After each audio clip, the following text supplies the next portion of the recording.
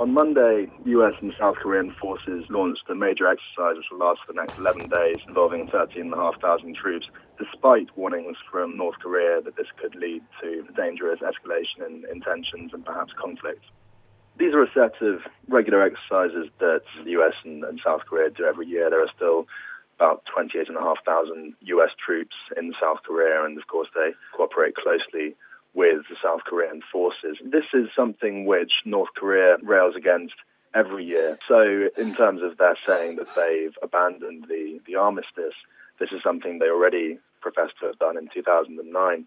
Speaking to South Korean government officials, in the sense is that the actual content of what North Korea is saying is not new, but it's the intensity and the sheer volume and number of threats that they've made in announcement after announcement from various forms of official media over the last week.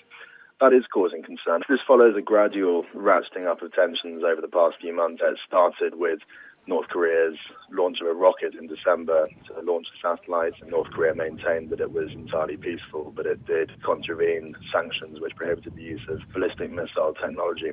So in response to that, there were UN sanctions issued the following month. North Korea in turn responded to that, saying that this was unacceptable. US-led pressure against it with a nuclear device test last month. That in turn was followed by yet another set of UN sanctions last week, and that has produced the latest set of North Korean threats, which we've seen escalating over the past week or so. There have been protests over this because there are people here who feel incredibly strongly about this issue, but certainly the majority of people here in Seoul are very much going about their lives as usual.